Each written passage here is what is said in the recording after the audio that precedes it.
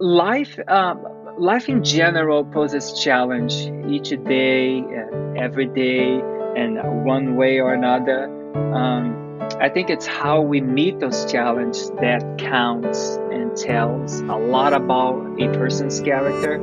Um, in my career, I'm very happy with each opportunity, with each challenge, because it is also an opportunity for me to grow and discover new approaches, new ways of doing things. And it's sort of a living for today and make the best of it. Um, uh, Being on set, meeting new people, being in a group of creative people, building new ideas, and I mean, I love it. Welcome, friends, to the Entrepreneur Speaks. I'm your host, Kofi Anyumedu. Each week, I host an amazing entrepreneur on their journey, successes, and challenges. It is my hope that we'll learn from their experiences as we all work towards living a life of passion and purpose.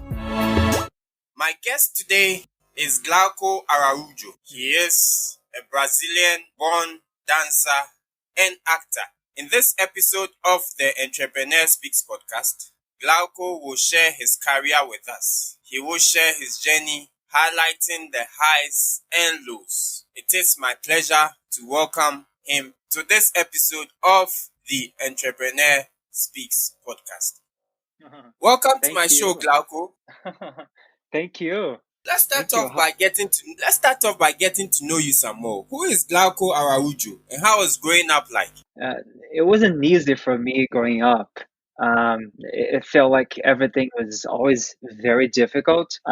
I came from a very small suburb outside of Rio, and people didn't have the same sensibility. Nor they didn't understand my point of view about the world.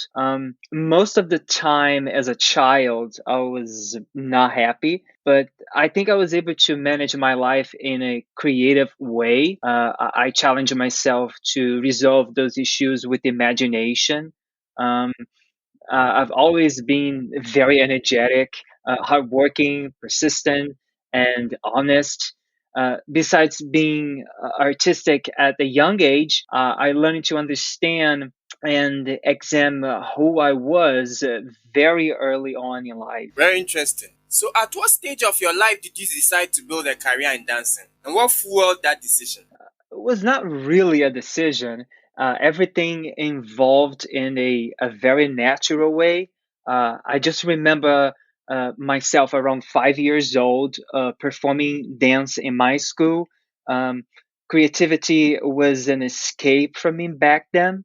I remember even at the lunchtime at school, I was either involved in some conversation about art or trying to find someone who be interested to talk about it or even sing a folk song for my country.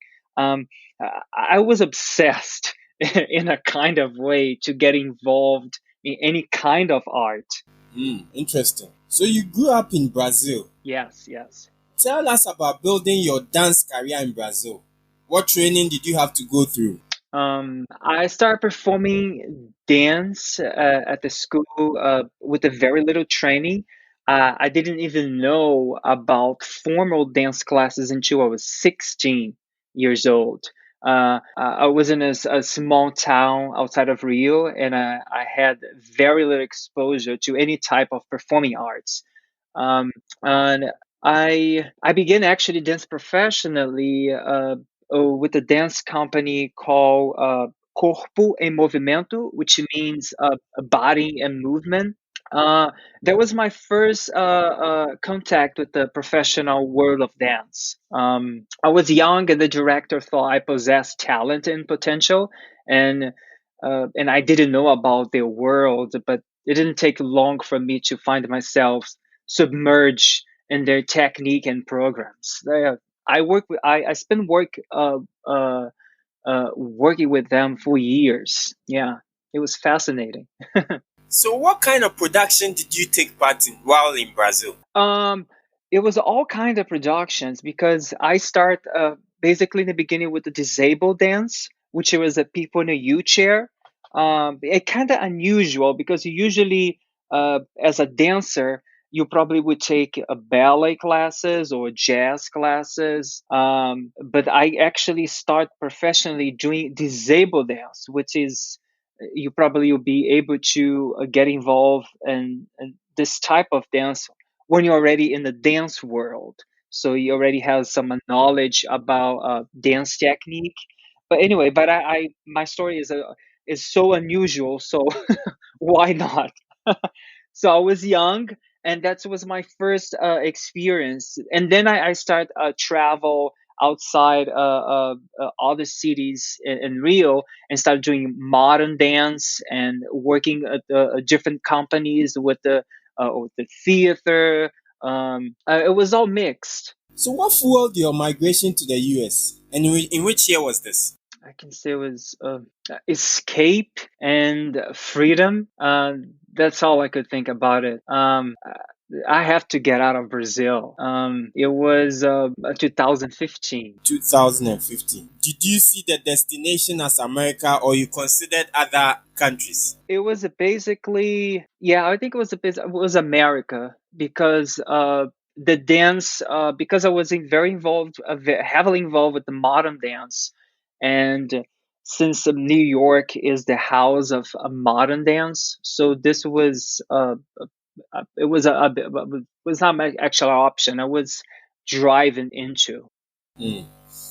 So, how was life when you arrived? Walk us through your experience in the US when you got there. It was a mix of excitement and desperation.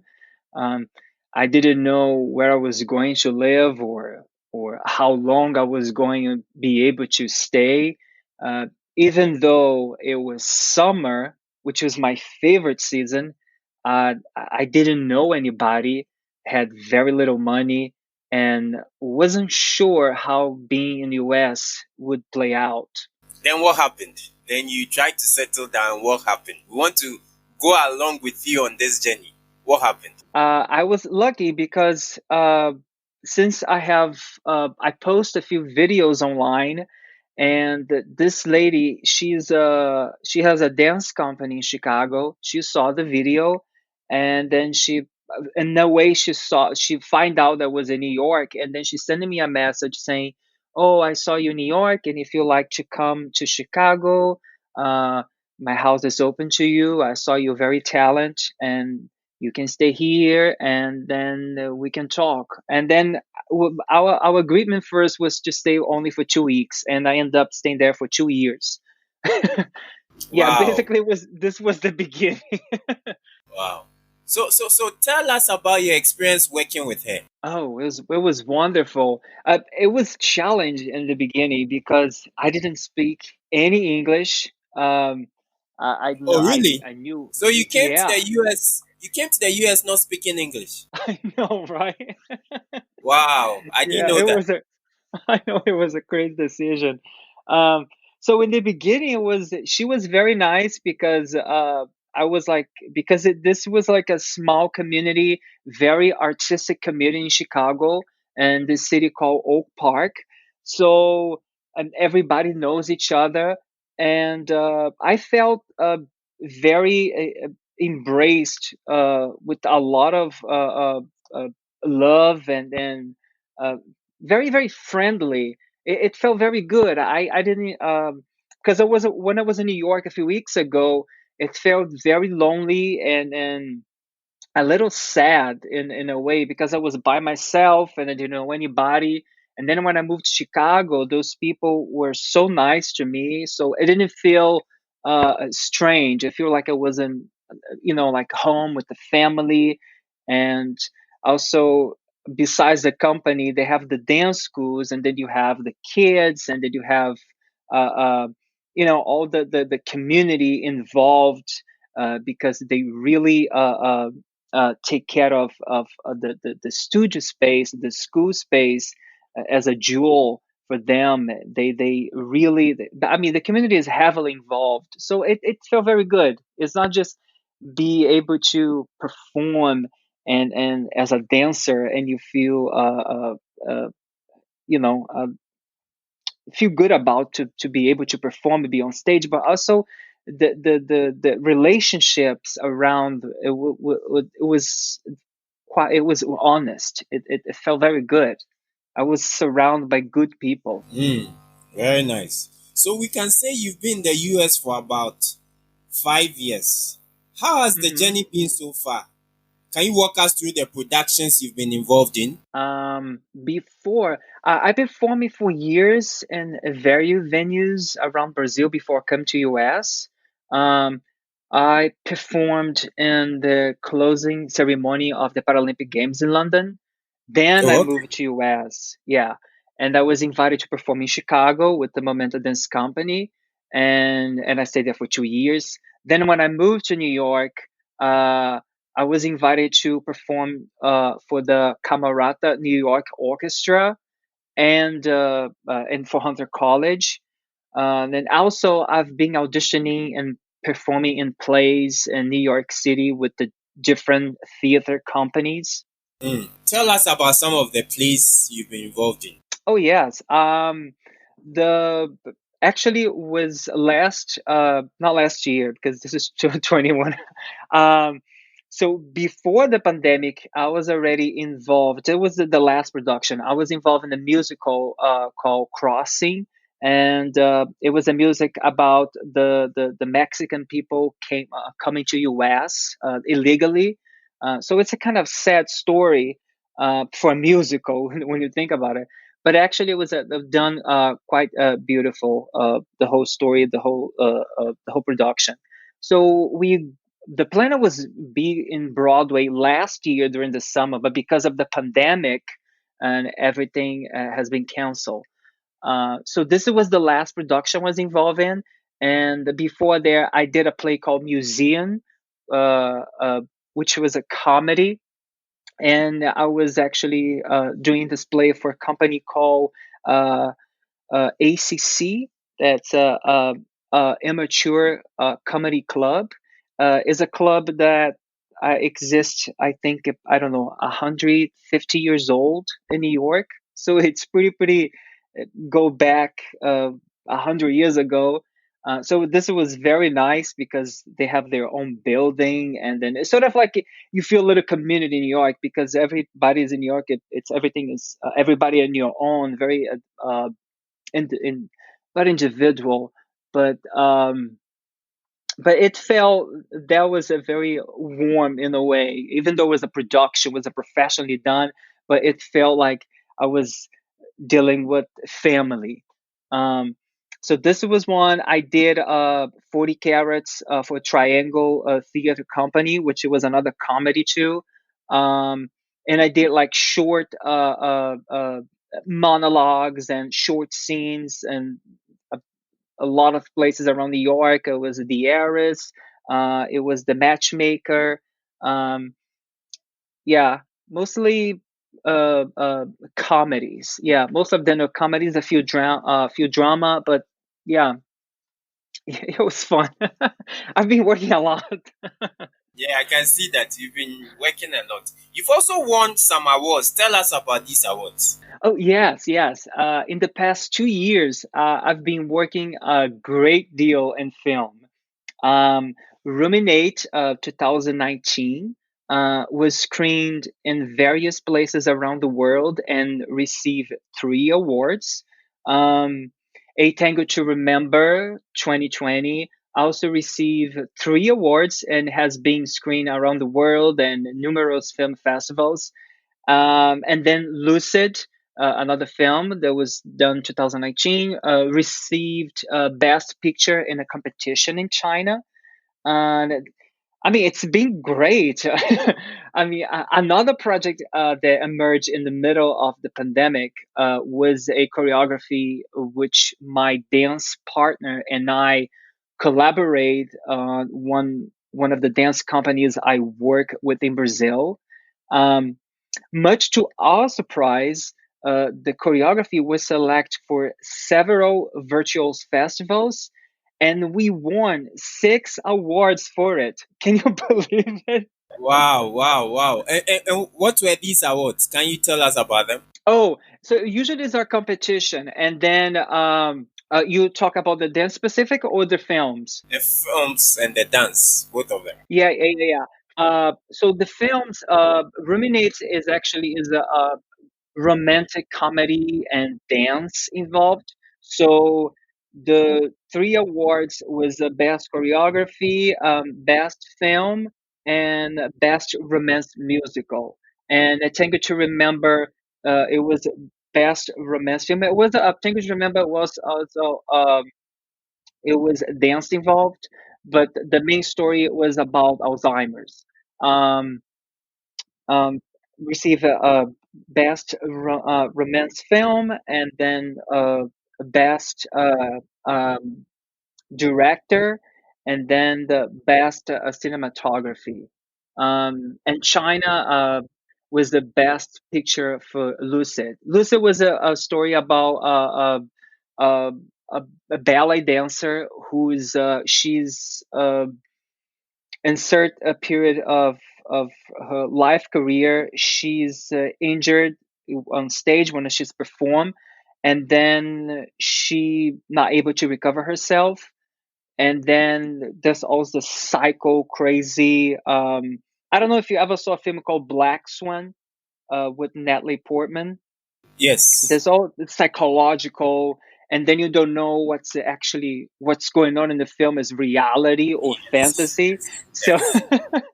yeah, sort of like noir, that type of film, sort of like Hitchcock and the French vibe. Yeah, it was fun filming that film. Can imagine that. So you've stayed focused in achieving this and grooming this career of yours. What indeed has been some of the challenges you've encountered so far? Life in general poses challenge each day and every day and one way or another. um, I think it's how we meet those challenges that counts and tells a lot about a person's character. um, in my career, I'm very happy with each opportunity, with each challenge, because it is also an opportunity for me to grow and discover new approaches, new ways of doing things. And it's sort of a living for today and make the best of it. Um, uh, Being on set, meeting new people, being in a group of creative people, building new ideas, and I mean, I love it. I think my biggest challenge was definitely learning the English language, uh, especially in the beginning. I didn't speak any English when I arrived in the US. I remember being fascinated by the library at the dance company I worked in Chicago.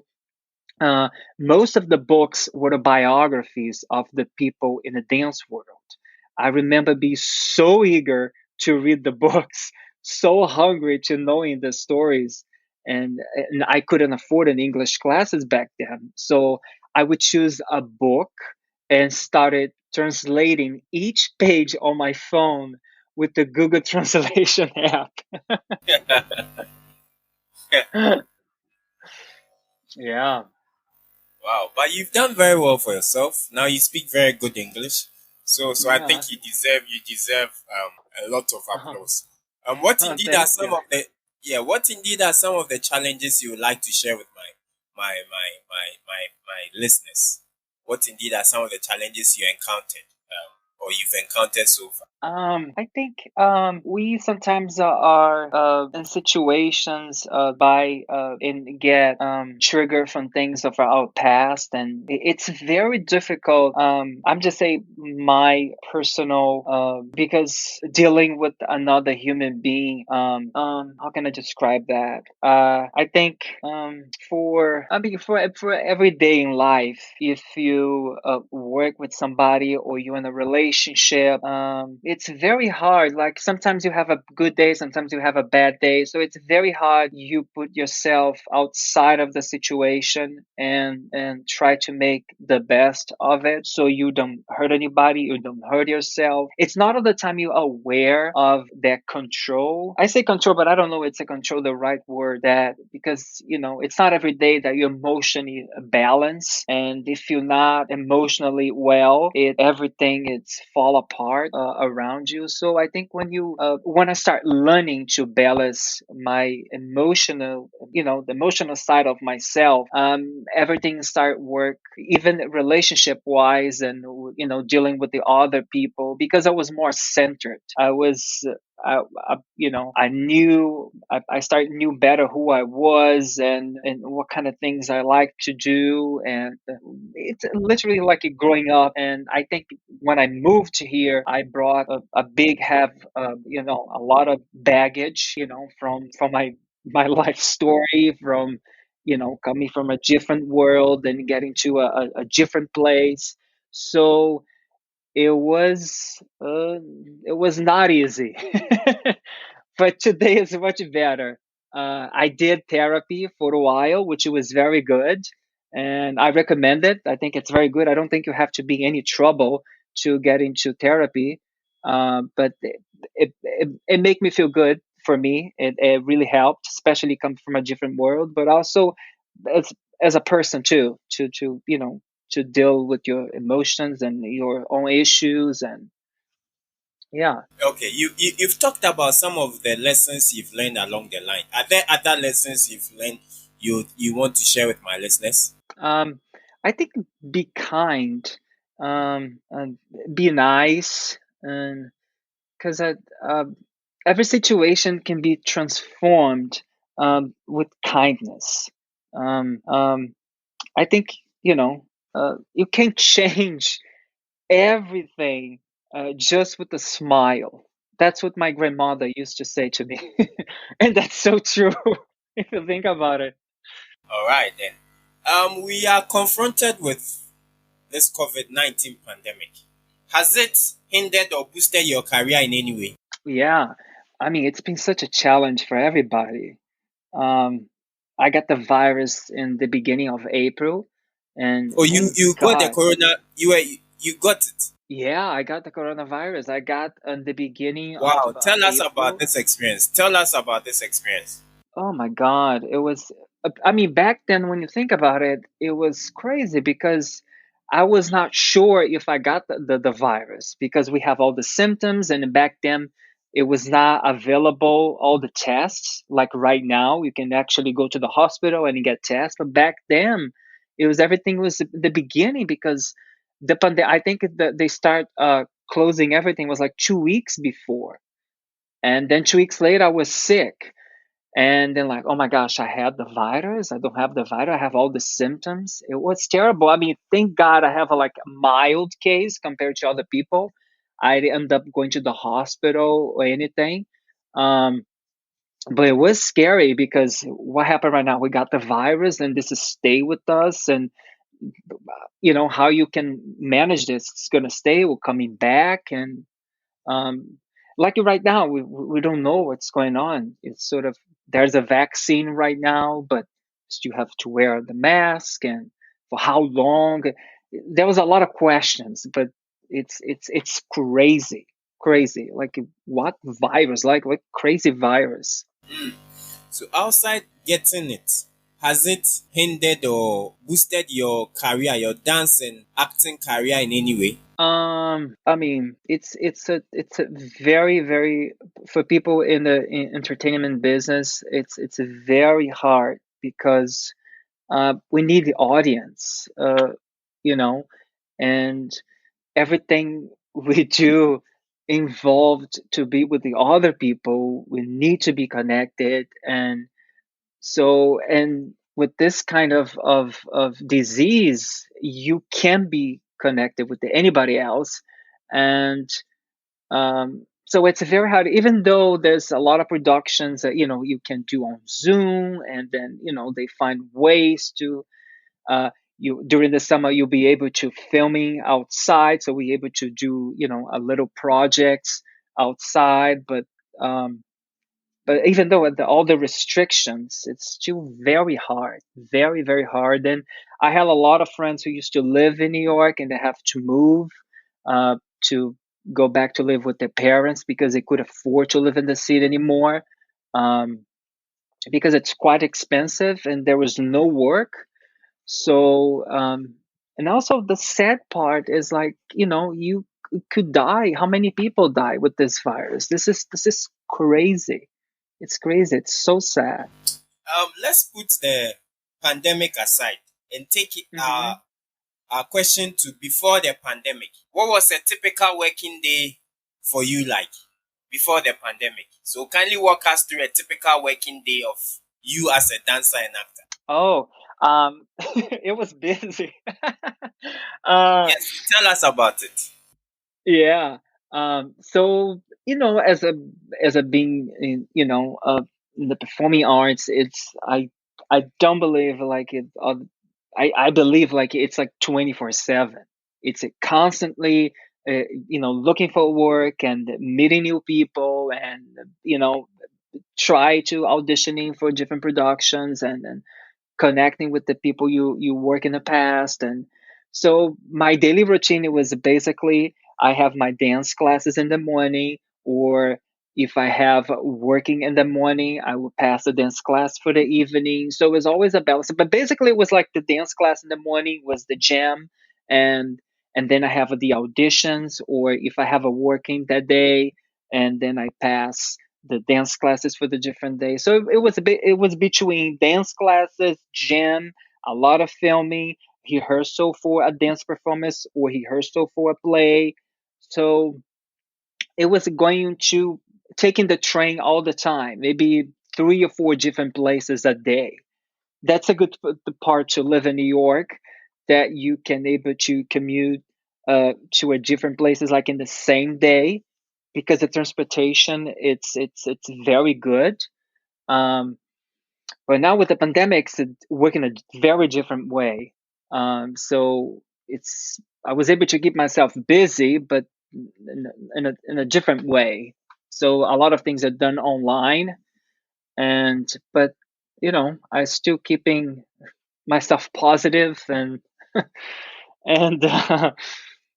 trying to make the best of it.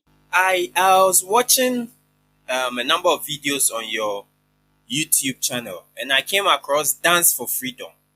And in that video, you made a lot of remarkable statements in there. Walk us through the making of that production, Dance for Freedom. Hmm. Um, so Severine, the director of the film, and I are very good friends, and she knew about my life story. She was involved in a project, and she asked me if I was interested in sharing about my personal struggle of being an immigrant and a person of color in this project, in the film. Uh, since I know her very well, and I knew she would do something meaningful, um, because it's not very easy to describe your own pain, and I was not acting with those words on that film. um, but I got uh, some wonderful feedback of support, and then also people share like their stories of like similar struggles, so it felt good. And um, and the film received a first place award in the short film competition at City College of New York, which was fabulous. Wow. um, Very, very, very, very interesting. Very interesting. But I really yeah. like that video. I really like that video. And I'll encourage my listeners to go watch it. Dance for Freedom. Oh, Yes, oh, you good. would you Yeah. really like that. Oh, Um, good. you need to be very athletic in order to exhibit these dance moves. What do dancers do to keep fit? Yeah. Oh, yeah, diet for sure, and lots of exercise. Uh, also, I drink plenty of water, and I try my best to rest and lots of sleep, and and but all depends on what kind of dance performer you are. Because I work as an actor as well, so my routine perhaps is a little different, but it's still quite intense. Yeah, very interesting. Yeah. Now I want you to offer pieces of advice to people who want to start a career in dance. Um, so let's start with your advice to people who want to start a career in dance. After which you would advise those who want to start a career in acting.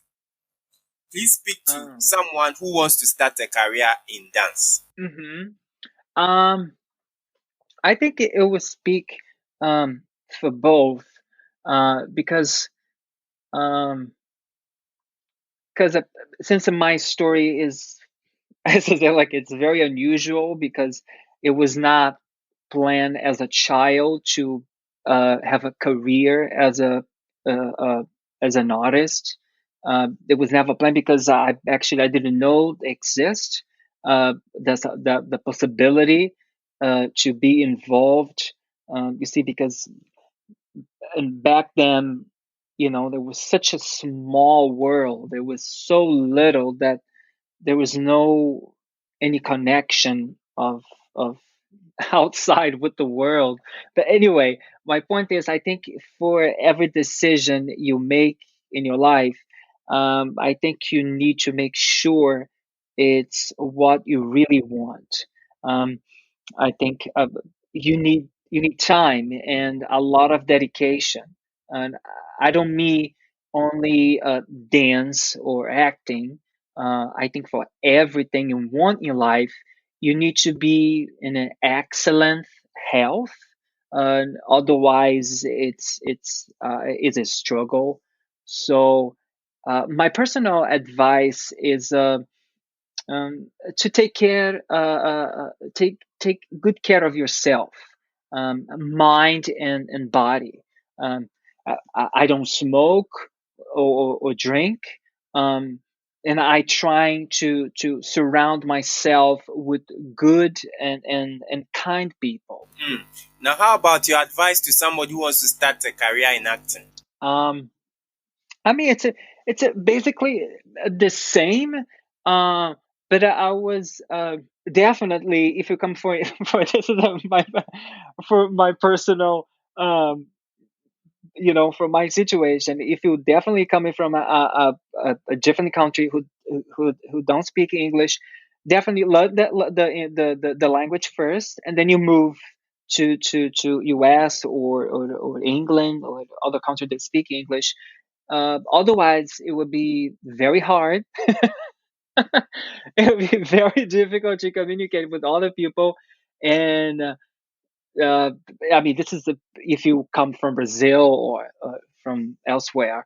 Um, and I think it's basically the same. You need to take care of yourself and really know for sure what you really want to do, because you can do whatever you want, but if you really sure that, oh, I want to be a dancer, and that's a philosophy that we have to follow, that's a different routine. And I'm sure as a younger, because I was there, um, in my teens and then early 20s, that and you start to, oh my gosh, now I'm an adult, and then you have this whole schedule that you have to be on stage, you have to perform, you have rehearsals, and your social life, there is no social life actually. You totally live to be on stage, and a lot of people has that struggle. And I mean, this is just a minor, you look the whole thing. And as an acting as well, it's a lot of work, it's a lot of preparation.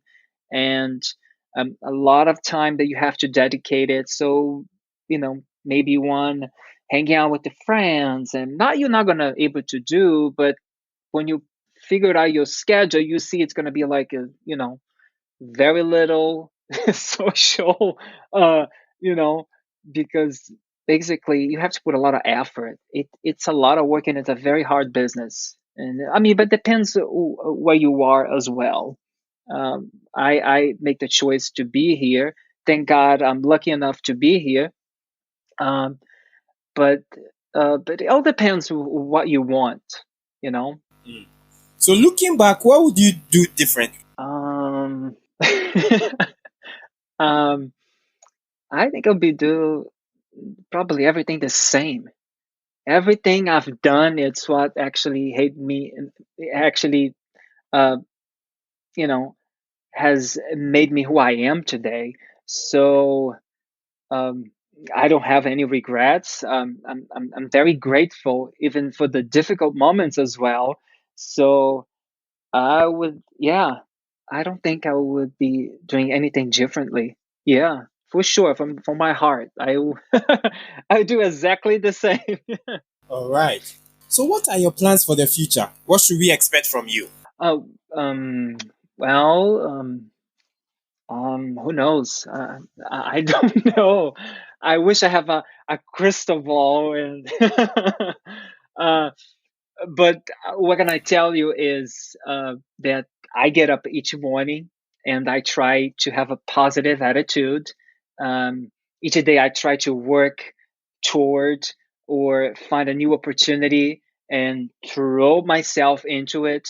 Um, I I I will give it each day my all, and I know there were no guarantees, and but I hope that whatever I do or whatever job I take on, it would move me forward both as an actor and as a dancer, as a human being, and that it can also lead to other opportunities within the acting field. We are just about wrapping up. What would be your advice and last words to my listeners? Uh, um, I think I've pretty much said it all, um, but be kind and be nice, and if you if you want something badly enough, um, then you need to work hard and dedicate yourself to its pursuit. Thank you very much, Thank you. Glauco Araujo, for sharing your journey with us today on the Entrepreneur Speaks podcast. Oh, thank you. I wish you all the best. I Thank you wish you so the much for. very best. I wish you the Thank very you. best too. Thank you. Thank you. This has been another episode of the Entrepreneur Speaks podcast. I'll come your way next time with another exciting episode. I remain your host, Kofi Animedu. As always, do take care of yourself and let's continue to keep hope alive. Cheers. Cheers.